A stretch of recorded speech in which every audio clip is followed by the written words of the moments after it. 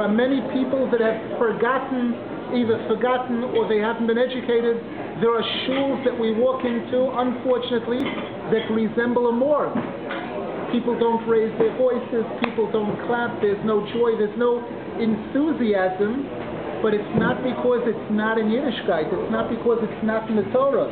It's people that aren't practicing it in the full sense. They've forgotten it.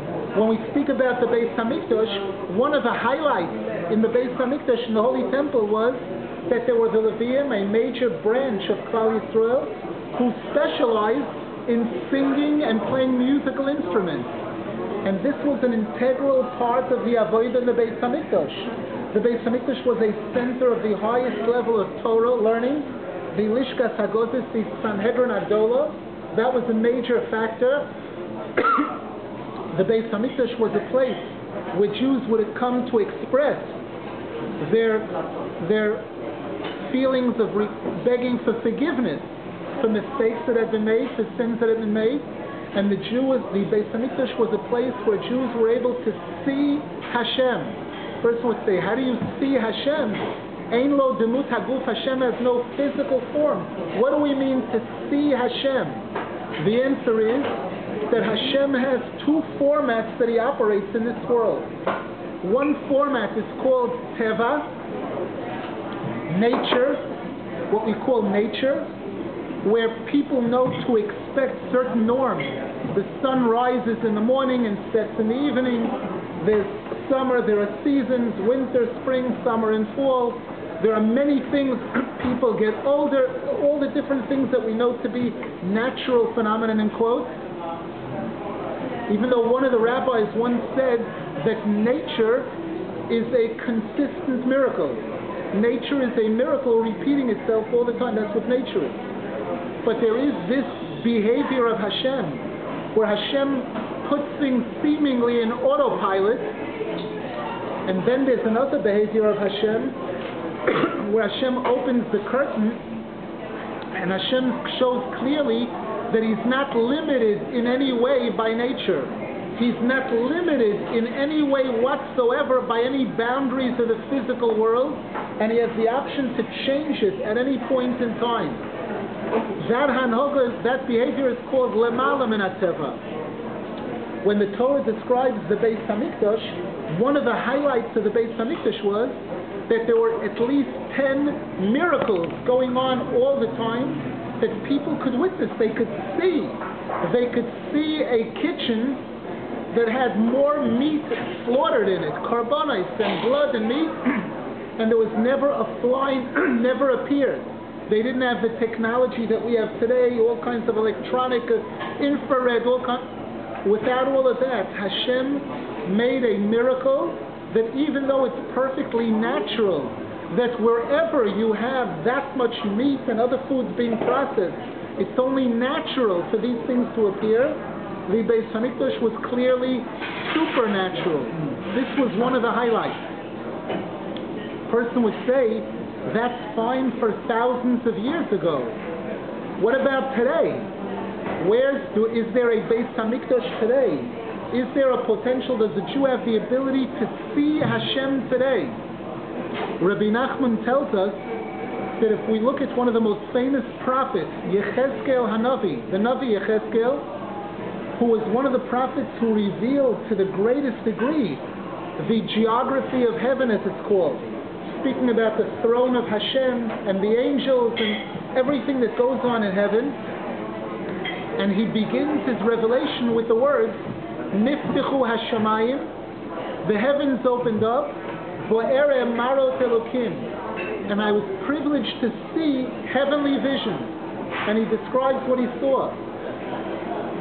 Rabbi Nachman tells us, his student Rav Nosson Zal writes, that anything that appears in the Torah is not a storybook, and it's not a history book. The word Torah means to teach, Torah. Every single story, every single item that appears in the Torah has something to teach us from the beginning of time to the end of time. So if we speak about this concept of great tzaddikim who were privileged to see Hashem, if a Jew wanted to experience that today, is it possible? And the answer is most definitely yes. To the degree that a Jew shows faith in Hashem, to the degree that a Jew shows that they believe in Hashem, without seeing, before they see, just as the Jews expressed this on Har Sinai, when they said, Na'aseh v'nishma. We accept, we agree, we commit ourselves to comply with Hashem's wishes. Now, we're curious to hear the why. The nishma means we will understand. As soon as Hashem gives a directive, we're committed, we're in. As far as understanding it, that'll come afterwards. When a Jew shows that attitude of ve'erasichli be'emunah, I wed myself, I commit myself to Hashem with emunah, and then v'yodat es Hashem, and then I'll try to do what I can to understand.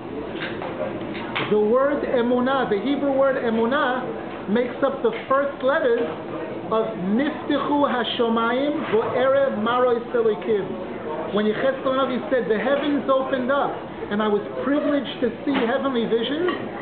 Every single Jew, especially today, when the Torah tells us, Hashem says, as much as he kept a low profile and he kept himself hidden in previous generations, the generation that we are living in, Hashem is most hidden. The Torah says, Vanochi hastir astir es ponai bayom hahu.